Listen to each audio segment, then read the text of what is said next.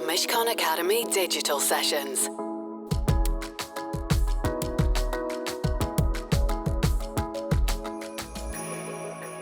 Hello everyone, and welcome to this Mishcon Academy session, which is part of a series of talks looking at some of the biggest issues that are facing the world currently, looking both at individuals and organisations.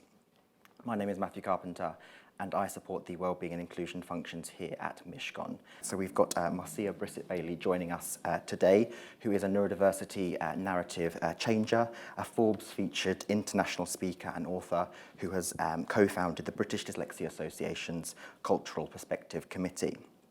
With over 30 years' experience in the education system, Marcia was recognised as one of the top 50 influential neurodivergent women this year. She has spoken at various organisations, including Deloitte, NatWest, and we are glad to add Mishcon to the list. So Marcia recently won the British Dyslexia Association Adult Award for her advocacy work for both dyslexia and the neurodiversity space, and her first self-authored book is coming out next year, I believe. Yeah, in summer. Fab, we could talk about that a bit later on. And I could go on, but I'll stop there and hand over to Marcia. Thank you so much for joining us today. Thank you so much for that introduction. Where do I really begin? There's so much to talk about in terms of my journey and dyslexia, but one of the things I really want to say initially is that dyslexia is authentic, it's unique to the individual. And what I mean by that is that, you know, when we talk about dyslexia, it comes in different forms. There's no clear definition of dyslexia. When I did my MA, there was over 35 definitions that I found. There's still that, I guess there's that intersectionality piece, which is about looking at race, culture, education, and how that impacts you. And I know that that's impacted me in terms of how I've shown up in the world and how my journey has been challenging because of my education roots, the diagnosis that never happened until I was later on when I was 16. The system kind of failed me along that journey because I loved school, but school didn't feel like it loved me, and I didn't feel like I can get through navigating what I was passionate about, and that was learning, understanding literature, and just understanding, being curious about the world. But I just felt crumbled within the school system. So dyslexia, I would say, is definitely unique because of those factors, because of those different elements of people having opportunities and some people not having the opportunities because of class, etc. So that's the beginning of my journey with dyslexia, but it's definitely authentically unique to the individual. One of the things I will say also is that it's genetic. So I'm dyslexic, my mum's dyslexic, and my daughter's dyslexic. So there's definitely a genetic feature there. Also, my nephew is autistic, so we're a very neurodivergent family. And what I mean by neurodivergent, which is being coined, was neurodiversity, we call it, was coined by Judy Singer, she's Australian, and she sort of talked about the celebration of autism, but as time's gone on in the journey, it's now, because it's about neuro and how the brain processes, it's now we've joined into that process. So like people who are autistic, dyslexic, ADHD, Tourette's, we all fit in that real kind of circle of neurodiversity and looking at how the brain processes. And we want it to be a celebratory muscle because, you know, I'm here by design. This is the way I've been designed. That's that biodiversity. So that's a little element of sort of talk about dyslexia from, you know, it's authentic to the individual, but also the neurodiversity kind of umbrella. Yeah, and can you talk a bit more about sort of some characteristics that you see with this dyslexia? So talking from my neurodiversity, because one of the things what's important to say as well, with my dyslexia, or anybody who may be dyslexic, it can co-occur or overlap with other neurodiversities. So like I mentioned, you could have autism, you could have ADHD. So they could be also traits. So I can talk about, probably there's some elements of ADHD in my traits of my dyslexia, but my dyslexia shows up in a few ways. My memory, my short-term memory, I can remember when I was about 5, but something that happened yesterday, I might have to really think about it or take some notes.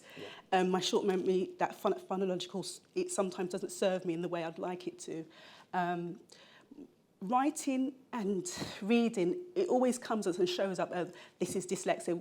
I can read and write if I'm taught the right strategies, and that's something that was missed when I was at school, strategies to how I learn. So I'm more of a visual learner or a kinesthetic learner. I learn by doing things, and I'm quite visual, and that's some of the things that are really good strengths within employment, but I'll talk about that a little bit later. quite creative, thinking outside the box. So I've learned to develop my strengths, but initially I didn't know them, or I thought they were a bit quirky or a little bit strange because I didn't see anybody else doing these kinds of things, like visualising things and then create it into a mind map. I never knew that that was the way because that wasn't the way I was taught at school. So once I sort of came to find and develop my dyslexia when I was diagnosed at 16 at college, I started to find out that actually these are some of my strengths and these are the ways I need to navigate in the world so I can swim rather than sort of sink. Yeah. So, yeah, dyslexia will show up in different ways for different people, and some people have. Mine are definitely around being creative and visual. I'm definitely a visual way of learning and thinking. You sort of shared a bit of your sort of lived experience, but it's really interesting to sort of see how you got involved with the British Dyslexia Association, and particularly thinking about that cultural perspective committee that you co-founded. I was at an AGM meeting for the BDA, and I was saying that, you know, representation is really key and something really important to me because growing up, I didn't see, you know, dyslexia, for example, represented.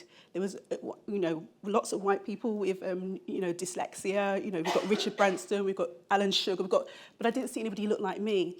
And one of the things I said when I was at the BDA is that, you know, this is great having this AGM, but the representation of people from black and brown people and young people are not here. And then somebody else said the same thing, and they said, why don't we put together a cultural perspective committee, and you guys are it, you are the co-founders. And it was voted in, and there we were in 2016.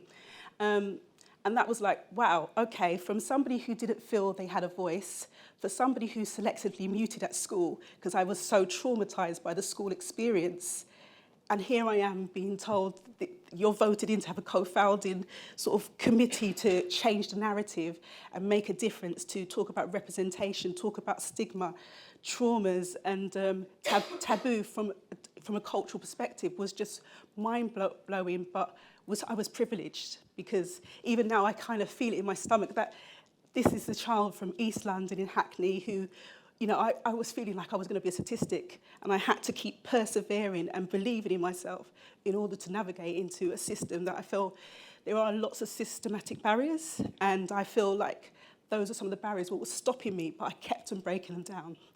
You know, for me, I'm not a rote learner or a logical thinker, and sometimes people, the way they show up and do things, you're not going to see the amount they have to do behind the scenes. Being part of the cultural perspective being great, I'm with a committee of other women at the moment, and we would like some men in there to really change that narrative and hopefully be embedded within the BDA, and the cultural perspective won't be there because you don't really need a cultural perspective. What you need is an inclusive cooperation about how we think and bringing culture from all aspects, which I always keep saying is good for business. And as part of that narrative training, as I mentioned before, I think you've got a book coming out next year. I think that talks to your experience being a black woman with dyslexia, and you've got other people that have come along and shared with that book. Can you sort of talk a bit about sort of how that book came about sort of... No, don't laugh, okay. So when I was about 10, I love poetry. One of the things I like is poetry. And I was reading a quote from Maya Angelou, and she was somebody I felt she got me because even though she doesn't know that or did know that, but I just felt the story of the pain, the struggle. And I said I would love to be a writer. And that when I was about 10. And I think I got really serious in 2016 or thereabout because I was in somebody else's book about amazing dyslexics. I talk about my sort of journey a little bit in there. And then I just spoke to the publishers and said, I've got a book. I had drafted something, but it wasn't finished. I was like, I've got this book and I really want you to look at it. I did a proposal and then they said, we really like it, we want it. And the reason why I wrote this book is really because, again, I don't want to keep repeating myself, but it was about changing that narrative. We don't hear enough about black and brown stories, about, you know, neurodiversity or dyslexia. And I, for a long time, when I was 16, I felt like I was on my own. I thought I was the only black person who had dyslexia. I'd never met anybody. And I felt this story is not just about me, because I truly believe it's about collective. So I've got 5 people in the book, and we've got some men in there, talking about their journey as black people with neurodiversity or predominantly dyslexia, but some of them have got dyslexia, dyspraxia, which is also part of that neurodiversity umbrella, talking about their experiences. Is there anything else that you think organisations can be doing to support individuals? Are there any other resources that people can go for support with regards to neurodiversity? I think the thing that was key, what you said about the dyslexia friendly, if it's dyslexia friendly, but it's for everybody. So like I mentioned about the assistive technology, if that's onboarded for everyone, it doesn't have to be somebody who's neurodiverse. We've got these assistive technology. You can talk into your, type your emails, you can listen back to your reports. They're already inbuilt in some of our software. So if we're having that language and that natural conversation, it's accessible to everybody, so everybody's equal. But if we're not having those conversations, then how do we begin? You begin, you're going to have somebody who's feeling, oh, I don't know, should I ask? Should I not ask?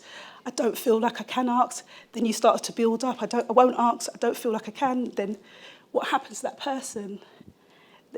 Triggers of trauma or going back to when you feel like you didn't belong. These things can really happen. They're really real. So I think mentorship's a good one, or having champions within your organisation.